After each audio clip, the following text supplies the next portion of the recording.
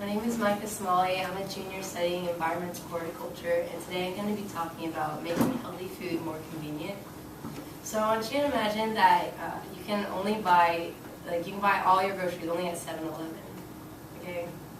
And now I want you to imagine that you can only buy your groceries at 7-Eleven, and you can only spend $15 to $20 a week.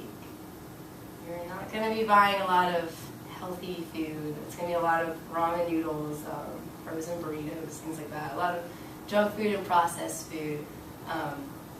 Because first of all, there's not healthy food. Like, you can't go to 7-Eleven and buy like a chunk of frozen beef to take home and prepare. Like, it's not there. And even if it was, like, how expensive would that be if you can only spend $15 to $20?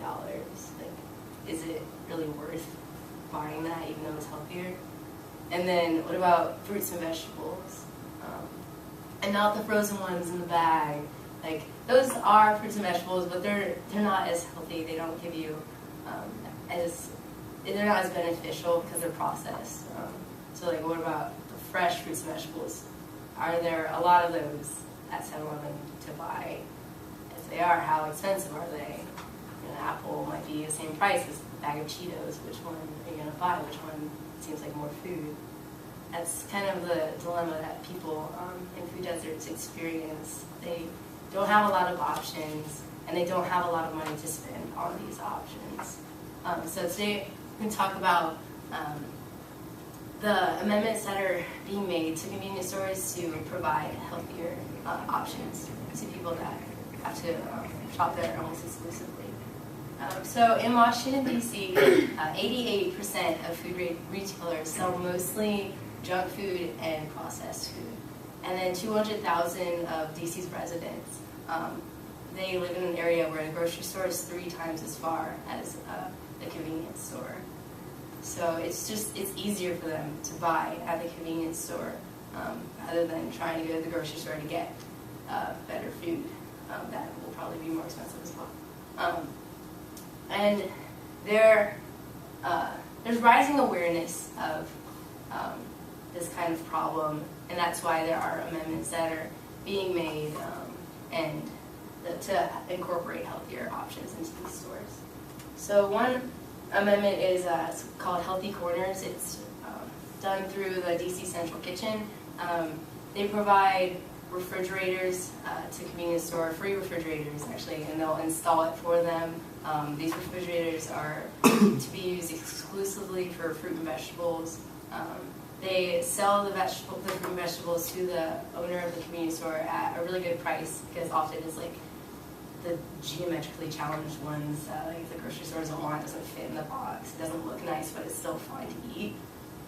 So it's a good price, better than the prices that like if they had to go to another, like to Costco and buy something to provide to their store. It's a better price than that. And then also the fruits and vegetables that go bad in the stores, they're replaced for free by Healthy Corners.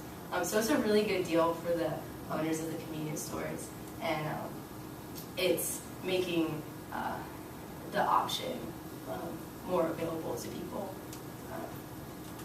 And chains are leading the way.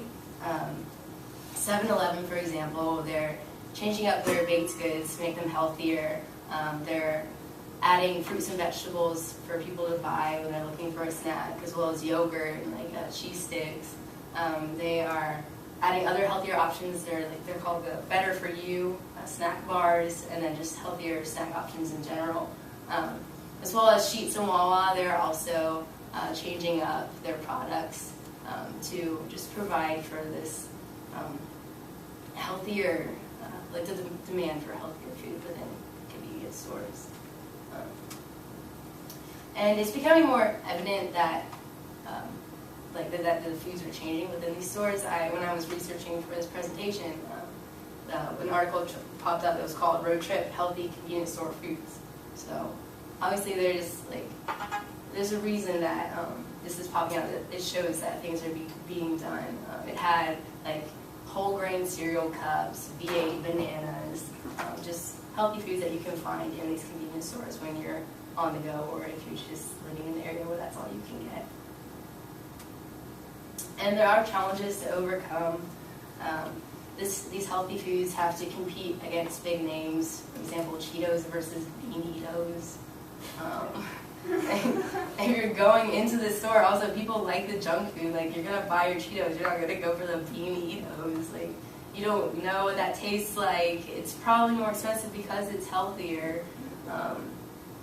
And people really they like what they know. And so it's harder to get people to actually start to eat this, but also, yeah, just getting it in there in the first place. The healthier food, it needs to have a difference that makes people want it, makes people demand it in the stores. And also, you can't force people to eat better, but you can give them the option to eat better. And in closing, there are large efforts that are being made for this healthy food. The problems are being identified and work is being done to combat those. And though slowly, it is making a difference.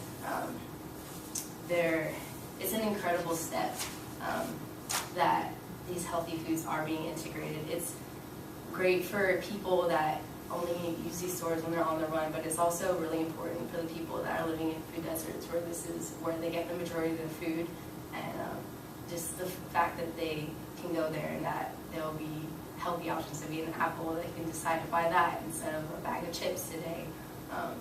It's really important for increasing their health and just giving them better options. So, thank you.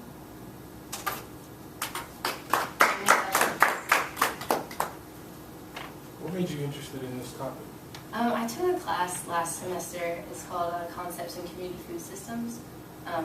And we talked about food deserts, and I've never really heard of food deserts before. And it was really sad. And I immediately thought, knew I wanted to do something to just help people living in these areas, because they can't help it. Like, it's not their fault that they live in an area where there's not a lot of food, and then they're not making a lot of money. And just immediately got really interested in it.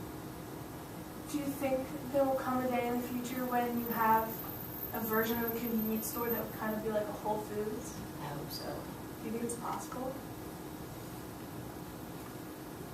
If the right efforts are, if it's a goal that people are actively